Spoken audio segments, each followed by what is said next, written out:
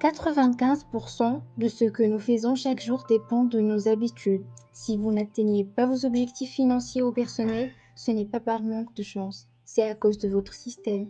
Dans cette vidéo, on découvre le livre légendaire de Stephen Covey et cette habitude des gens efficaces. C'est le plan exact pour passer de l'échec à la réussite. On commence tout de suite. Je vais nommer cette première partie la victoire intérieure. Elle continue la première, la deuxième et la troisième habitude. Cette partie explique comment se maîtriser soi-même. La première habitude est comme il l'a nommé Stephen Covey, soyez proactif. C'est de cesser de se plaindre.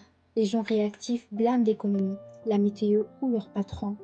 Les gens proactifs se concentrent uniquement sur ce qu'ils peuvent contrôler, leur action, leur réaction et leur travail. Si vous voulez créer un business, n'attendez pas le moment parfait, créez-le. Covey raconte une histoire. Viktor Frankl, psychiatre, prisonnier dans un camp de concentration. Tout lui a été pris, sa famille, sa liberté, sa dignité. Mais il a découvert quelque chose que personne ne pouvait lui voler, la liberté de choisir sa réponse. Entre le stimulus et la réponse, il y a un espace. Dans cet espace réside notre pouvoir de choisir. Et c'est ce choix qui détermine notre liberté. Pensez à ça dans notre vie. Vous rentrez chez vous. Votre partenaire vous attaque sur un truc banal.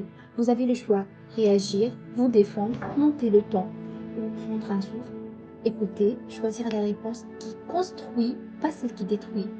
Vous ne pouvez pas contrôler le vent, mais vous pouvez ajuster vos voiles.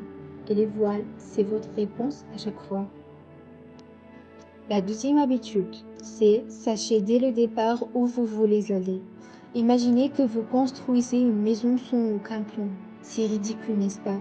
Pourtant, c'est ce que la majorité des gens font avec leur vie. La deuxième habitude consiste à définir clairement votre vision à long terme avant de commencer à courir. Quel est votre but ultime? Imaginez votre propre funérailles. Oui, funérailles. Que diront vos enfants, vos collègues, vos amis? Il était riche ou il était présent? Il travaillait dur ou il m'a écouté? Une étude de l'université de Harvard a suivi 724 hommes pendant 75 ans. Le facteur numéro 1 de bonheur, pas l'argent, pas la gloire, mais c'est les relations. La plupart d'entre nous montent l'échelle de la réussite et découvrent qu'elle est appuyée contre le mauvais mur. Vous travaillez 60 heures par semaine pour acheter une maison plus grande, mais quand êtes-vous rentré avant 20 heures pour dîner avec vos enfants? Commencez avec la fin en tête ou vous risquez d'arriver nulle part. La troisième habitude, c'est mettre l'important en premier. Covey dessine une matrice. Urgent, important, ni l'un ni l'autre. Nous passons nos vies dans l'urgence, les emails, les notifications, les crises. Le Français moyen consulte son téléphone 86 fois par jour. 86 fois. Nous courons, nous réagissons, mais nous n'avançons pas. L'important, c'est ce qui ne crie pas. Écoutez bien, l'important, c'est ce qui ne crie pas. L'apprentissage, la relation et la santé. Ce qui est construit lentement mais sûrement. Le 82 est la Covey. Là où naissent les leaders. Là où meurent les urgences. Demain matin, avant d'ouvrir votre téléphone, demandez-vous qu'est-ce qui est important mais pas urgent et faites-le, juste 30 minutes. C'est là que tout change.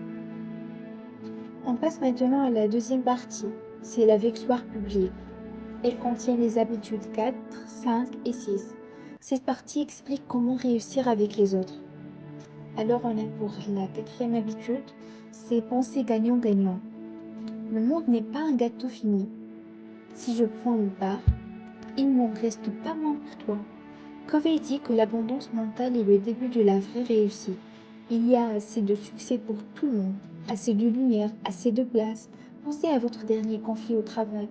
Vous voulez avoir raison et l'autre voulait avoir raison. Et quoi le résultat? C'est que vous avez tous les deux perdu. Et si vous aviez cherché une solution où vous gagnez tous les deux, moins d'ego et plus de créativité. Et c'est le gagnant-gagnant. Mais il faut le croire et ça c'est un choix. Alors la cinquième habitude, C'est chercher d'abord à comprendre, ensuite à être compris. Quelle expression! Je vais vous expliquer. La plupart des gens n'écoutent pas pour comprendre, ils écoutent pour préparer leurs réponses. Et pour être un bon leader ou un bon vendeur, vous devez pratiquer l'écoute empathique. Comprenez d'abord les besoins profonds de votre interlocuteur avant de proposer votre solution.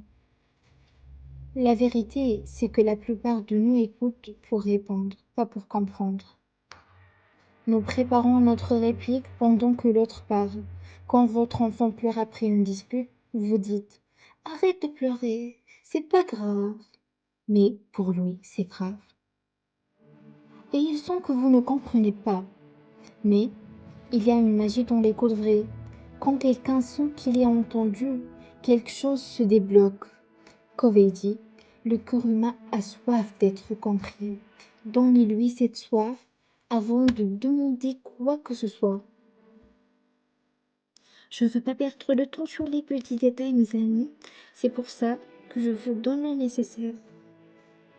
Alors maintenant, on passe à la sixième habitude.